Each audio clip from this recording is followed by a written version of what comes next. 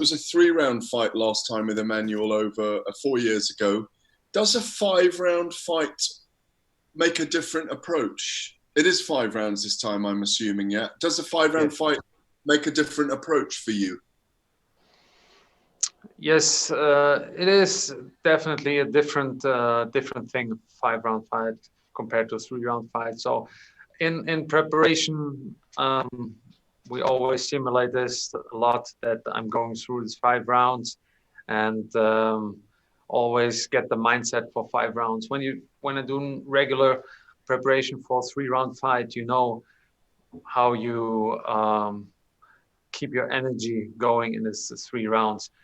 The goal is, or what I'm focusing on is, I want to go these 5 rounds and leave it all out there. I don't want to go out of the 5th round, and I don't want to say, I could go 6th round, I could go 7th round. This is because this is senseless.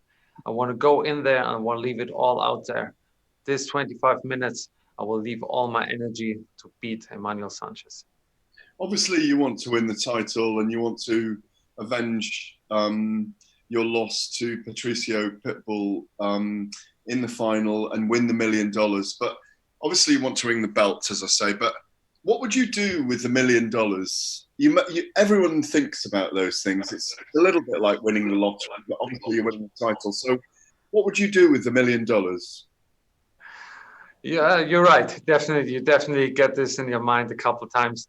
But first of all, I want to say, you know, I thought about this a lot, and I don't want to make it the major motivation for me, because when I look where I get my motivation from, where it all started, and when I was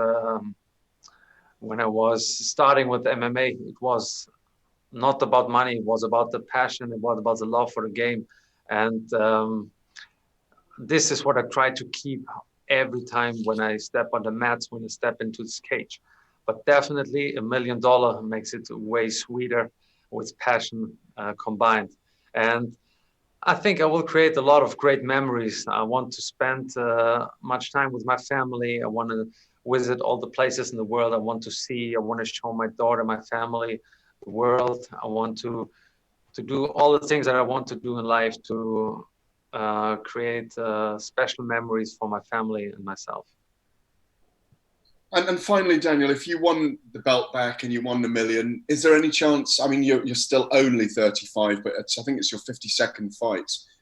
Is there any chance you would call it a day, that you would retire, or is there still much more to come from you? That's also a question that I ask myself a couple of times, because you get this asked questions many times from reporters and everybody. And the main thing for me is to enjoy what I'm doing.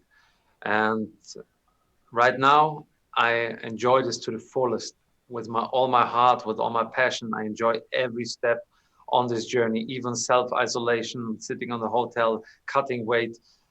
I enjoy every single part of it.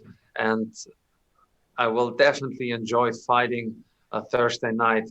This is for sure. But on this day, when this is over, then also my career is over. But until I enjoy it the way that I'm enjoying it right now, and my body is healthy the way it is, I won't stop. Great to see you. Best of luck on Thursday night. Sorry we can't be there. Yeah, it would be great to have the audience, the atmosphere, all you guys there. But yeah, I will put on a show for you, definitely. Thank you. You'll get the job done, brother. Thank you. Thank you. Go to Jay Anderson. Thanks very much. And Daniel, welcome back. Got 2 quick questions for you. First of all, were you surprised, given how much is on the line in this Grand Prix, that it wasn't the first thing back when Bellator returned to action in July? Yeah, to be honest, it was very hard to figure out what was happening and when to fight next and what was the plans. It definitely was. I know that were challenges to bring fighters to the US from 3 different countries outside of US. So that's one thing that's not in my hands. So I don't think about this too much. And just another quick one. In terms of the time off, I know it's been talked about a bit, but were there any benefits in terms of just healing up from any nagging injuries that you had, anything like that? Of course, definitely.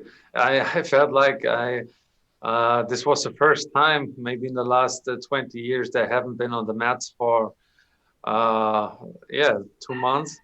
2 months, and it felt strange. Yeah. I mean, I enjoyed it. I spent a lot of time outside and in the nature, and I really enjoyed it. But I knew it's something that wasn't there the last 20 years, and it was strange, but it was good. I took the good out of it, and at the same time, I was very happy to step back on the mats. We'll go to Santiago, followed by Hi, Ben Allen. hi, Daniel. Guten Tag and greetings from Amsterdam. You were Hey. you were so close to winning the featherweight title back in 2018. A lot of people thought you won that fight. Did you think the same? I know it was a close fight, and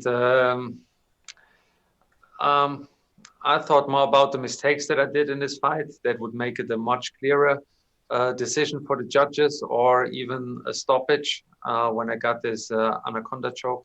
So these are more the things that went through my mind looking back to this fight. And now I'm here, having all possibilities in this world to do it again and to create the future new.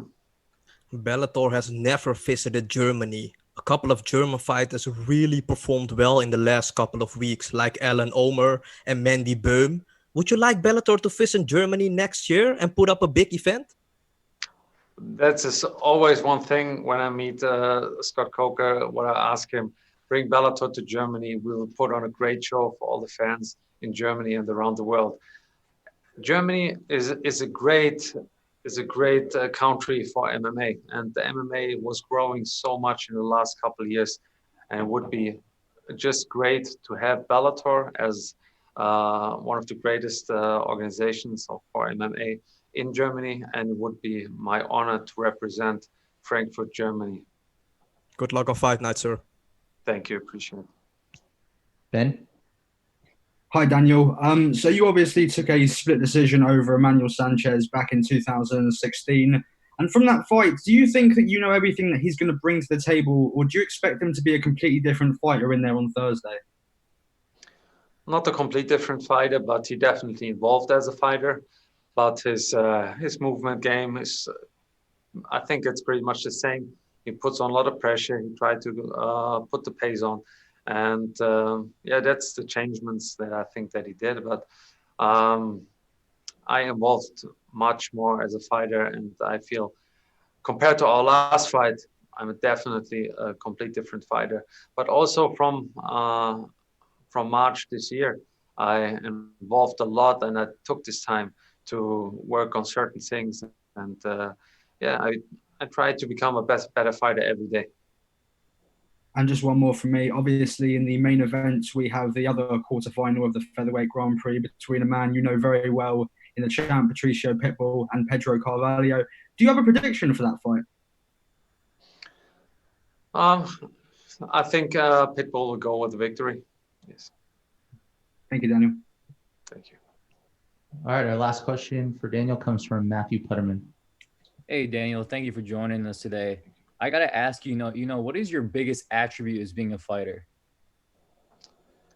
I think it's my passion, because out of my passion, everything builds up. My mental strength, my motivation to train, to my motivation to improve.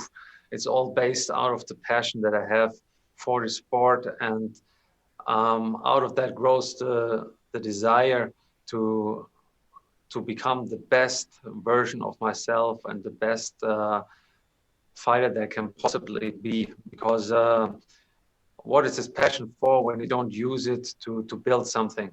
And this passion was even 20 years ago in my life, and I'm thankful and blessed to have this even right now and to carry it with me to Uncastle, to Mohegan Sun, and to Thursday night. All right. Thank you very much, Daniel. Appreciate your time. Thank you.